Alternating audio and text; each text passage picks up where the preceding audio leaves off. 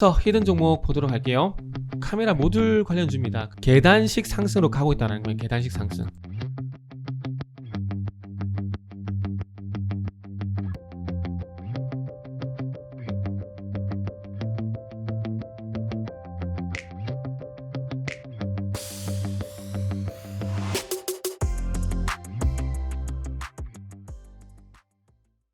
자, 반갑습니다. 알파프로 가족 여러분, 정태근 전문가입니다. 11월 12일 금요일 방송 시작을 하도록 하겠습니다. 자, 첫 번째 방송 종목은 NC소프트입니다. 74만원, 상한가 이전에 주가는 58만 6천원이긴 하지만, 그럼에도 불구하고 예전에 황제주였던 종목이 상한가 가는 건 참 보기 드문 일인데, 어제 상한가에 안착이 됐습니다. 한번 살펴볼 거고요. 방송 말미에는 또 히든 종목이 공개가 됩니다. 방송 끝까지 시청을 부탁드립니다. 자, 그러면 시작 한번 해보도록 하겠습니다. 방송 보시고 난 이후에는 좋아요, 구독도 부탁드릴게요. 자, 그러면 진짜로 시작하겠습니다. 자, 화면 바로 보시면서 말씀드려보도록 하겠습니다. 자, NC소프트의 차트를 좀 보도록 할게요.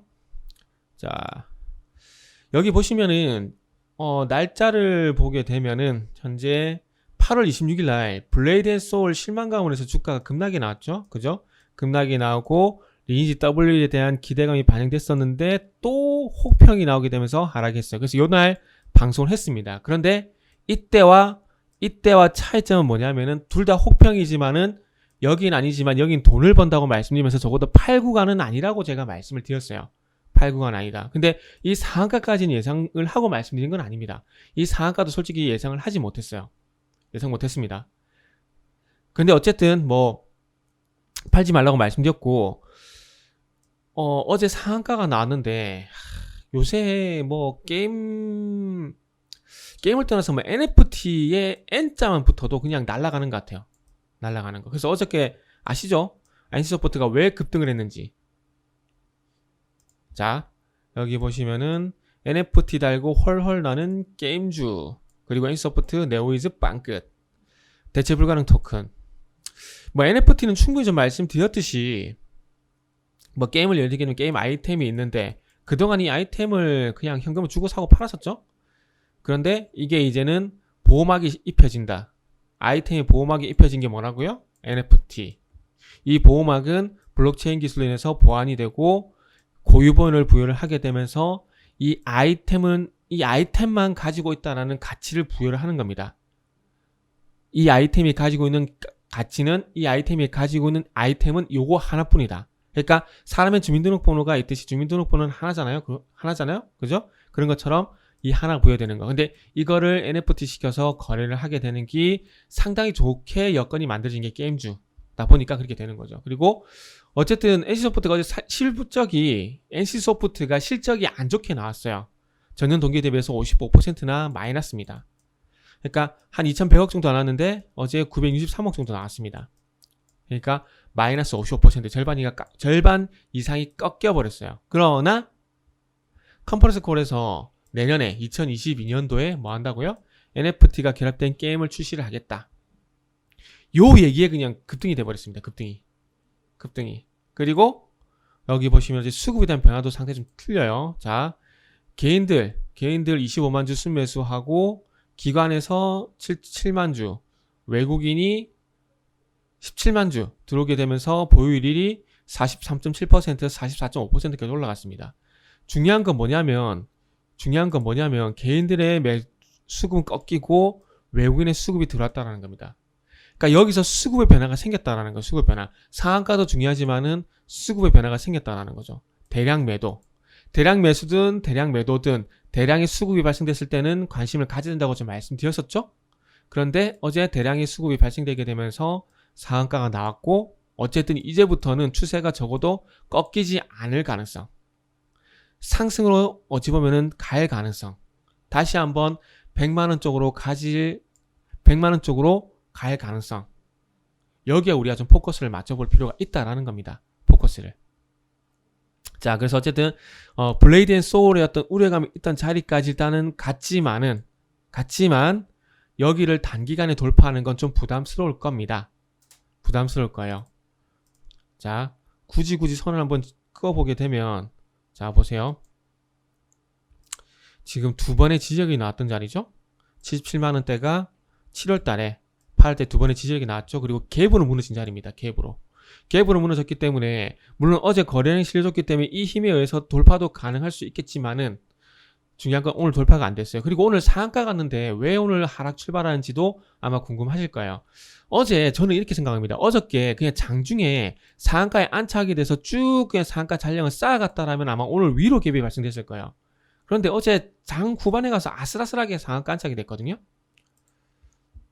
자 보시면 쭉 상승이 나오다가 이제 12시 반 이후부터 상한가 갈 듯 말 듯, 상한가 갈 듯 말 듯 계속 간 봤어요. 그러니까 이렇게 간을 본다라는 건 어찌 보면은 이 단기에 매수가 들어가고 여기에 파는 애들이 있다라는 겁니다. 티 안 나게. 그리고 상한가에 안착이 되고 매수 잔량이 상한가 잔량을 강력하게 쌓아놔야 이 힘으로 인해서 어쨌든 다음날 긍정적인 영향을 준다라는 거죠. 그런데 어저께 어찌 보면 이 종가에서 조금 팔아먹고 그 다음에 호가에서 빠져나간 애들이 분명히 좀 있을 겁니다. 그러다 보니까 주가 이게 흔들리는 거죠. 흔들리는 거. 그래서 그렇게 좀 보시면 될 것 같고, 그렇다고 해서 이게 끝났다라는 것이 아니라 어제에서 오늘로 가는 과정에 대해서 말씀을 드리는 거고, 어쨌든 전일 상한가 대량 거래 수급의 변화를 봤을 때 이제는 적어도 다시 한번 이 82만원대 돌파 시도를 할 가능성이 상당히 높아졌다라는 거죠. 제가 여기서 이제는 파는 건 여기서 팔지 말라고 했습니다. 파는 건 의미가 없다겠습니다. 파는 건 의미가 없다겠어요. 왜? 블레이드 앤 소울과 리니지 W의 차이점을 말씀드렸죠. 돈을 번다? 여긴 돈을 못 번다. 그렇기 때문에 제가 팔 이유가 없다. 그렇기 때문에 이제 상승이 나왔고 이제는 추가적인 상승이 나올 가능성이 있기 때문에 이제부터는 존버를 해야 됩니다. 하락할 때 존버가 아니라 이제는 올라갈 가능성이 높기 때문에 존버를 해야 된다는 겁니다. 존버. 이해되시죠? 그래서 어쨌든 뭐 NFT라는 참 예상치 못한 변수가 발생이 됐는데 그 변수로 인해서 어쨌든 추세를 돌린 시도가 나왔기 때문에 인소프트는 앞으로 보유를 하는 게 맞다라는 말씀드리면서 마무리하도록 하겠습니다. 자, 이어서 히든 종목 보도록 할게요. 자, 히든 종목. 자, 히든 종목은 카메라 모듈 관련주입니다. 카메라 모듈 관련주고요. 그 분할 상장되고 난 이후에 주가가 좀 좋지 않았습니다. 자, 5일선과 21선 데드크로스. 5일선이 장으로 되면서 쭉 하락을 했고, 이렇게 잘라보게 되면은 여기 캔들보다는 여기 캔들이 길죠. 그러면 변동성이 커졌죠. 거기다 여기에 만약에 갭까지 발생된다, 하락갭이 발생된다, 그러면 100% 바닥입니다.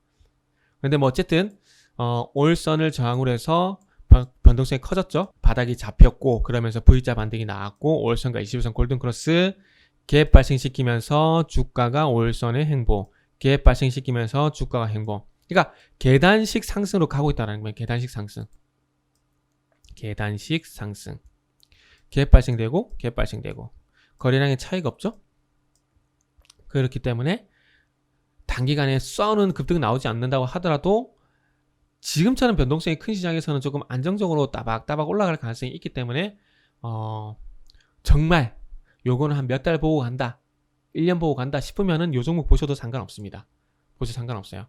그리고 이제 요 종목 같은 경우에 일단 목표 주가를 한 55,000원 정도 볼 겁니다. 55,000원 정도. 길게, 중장기적으로. 그래서 요거는 단기에 매수하시는 거에는 재미가 없습니다. 분명히 말씀드려요. 재미가 없습니다. 그래서 1차 목표 주가를 55,000원 정도 보고 있고 아마 5일선을 따라서 완만하게 우상향이 될 것이기 때문에 중장기 포지션을 가져가는 종목이 있다라면은 그 종목을 중장기 포트가 있다라면 거기에 편입시키면은 상당히 괜찮을 것 같다는 말씀드릴 수가 있을 것 같습니다. 카메라 모듈이라고 좀 말씀드렸고요. 그래서 스마트폰 같은 경우에는 얘는 1분기에 갤럭시 21 FE 그리고 갤럭시 S22 프리미엄 그리고 요거는 하이엔드고 요거는 뭐라 해야 될까요? 보시면 생각이 안 나네요. 어쨌든 1분기 때 여기 나오고 2분기 때는 중저가 모델 갤럭시 A 시리즈가 나옵니다. 그래서 거기 카메라 모듈이 기본적으로 들어가고 이것뿐만 아니라 이제 자동차 자율주행용 이 카메라 모듈 매출이 증가하다 보니까 3분기에 턴어라운드가 됐고 4분기에 또 흑자 폭 확대 요 내용이 이미 다 노출이 됐습니다. 그 이유로 가는 거기 때문에 다른 이슈는 볼 필요가 없어요. 이해되시죠? 그래서 한번 종목 찾아보시고요. 모르겠다 싶으신 분들은 알파프로 홈페이지 방문하시면 됩니다.